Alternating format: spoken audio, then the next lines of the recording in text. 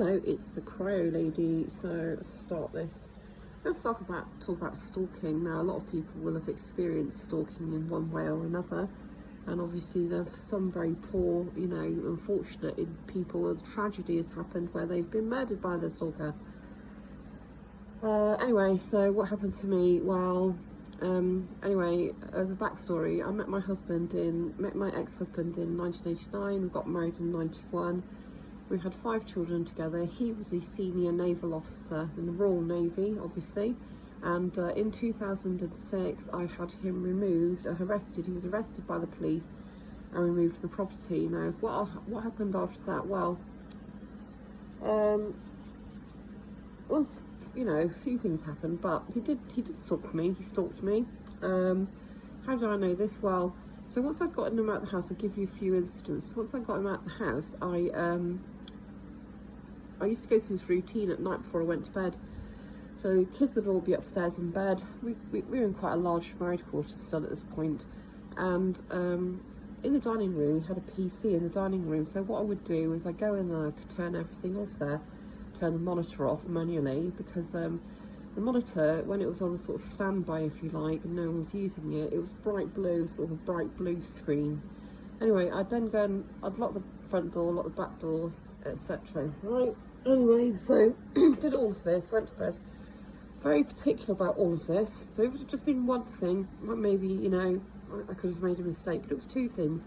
I woke up in the night to go to the bathroom, and as I came out onto the landing, I noticed a glow of light coming from downstairs. So obviously you think, well, maybe it's one of the kids gone downstairs, or this, that, and the other. And I just got a feeling now, strange feeling. So anyway, I went downstairs to investigate further. And what I immediately noticed was that the PC monitor, PC and PC monitor, had been switched on. Now, I just know, I turned it all off. I know I did. I looked around the house and, no, none of the children were downstairs, none of them were downstairs. So I went to go and check the front door. That was fine, that was all locked. And what I used to do was, when I went to bed at night, I would lock the door, but I would also leave the key in the lock on the front door. And then when I went to the back door, which was in the kitchen, so what I would always do is I would lock that door and I would place the key on the side, okay? So the key was always placed on the side, very, very much a creature of habit, routines, all of that. So the key was missing, the key was not there, and when I went to the back door, it was unlocked. So maybe I could have made a mistake with one thing, but absolutely not with 2, and I'm certain that I did not make a mistake with 2 things at all. I eventually located the key in a place that I would never have put it. I had to hunt for that key, and I found it underneath. There was a fruit bowl on the side, and it had been just picked up and placed underneath all the fruit in the fruit bowl, right? I absolutely did not do that.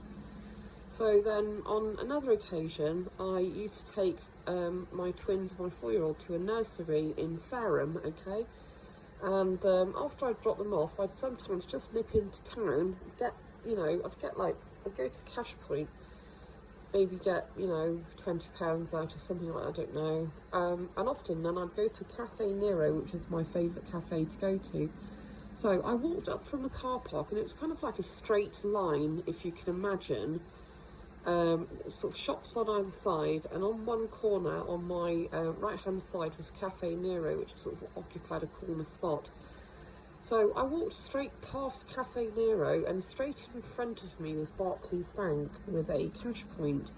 And I walked straight up to the cash point to get £10 out, £20 out, with the intention of turning round and going straight into Cafe Nero. So I turned round, and who was there? It was my ex-husband, or soon-to-be ex-husband, and he was just sat at one of the outside tables, just sat back, just staring at me.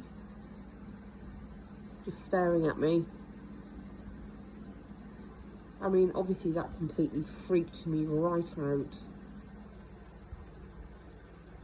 And you know, it scared me an awful lot. And then on another occasion, I went into Portsmouth to a place called Gunwharf Quays. And there were lots of bars and restaurants there and things, and I decided that I was going to go for a drink with one of my friends from work.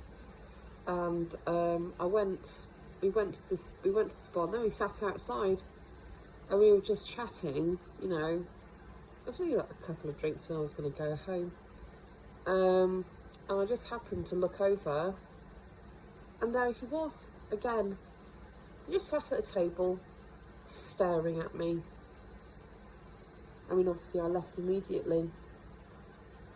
So what did I do after that? Well, obviously I just contacted my solicitor, you know, and went to court.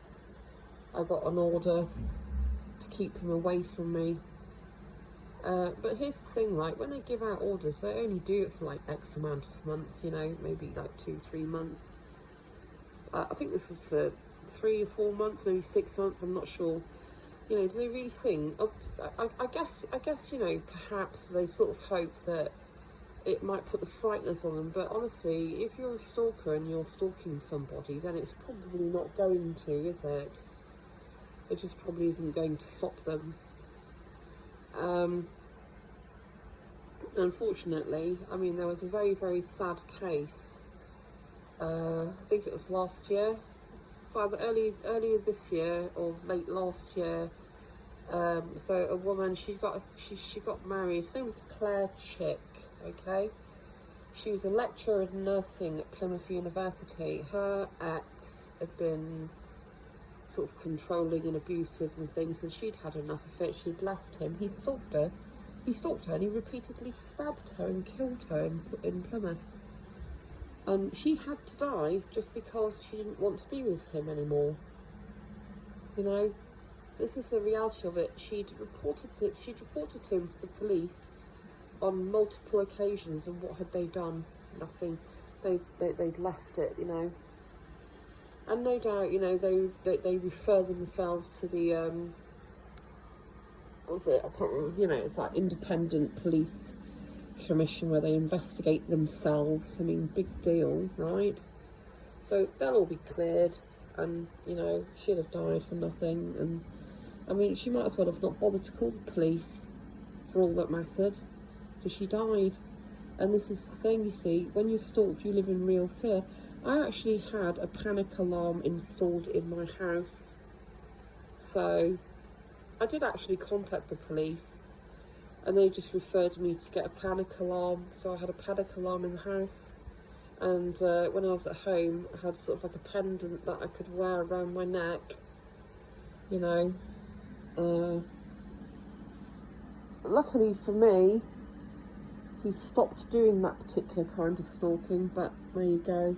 Stalkers, eh? Who'd have them? I wouldn't.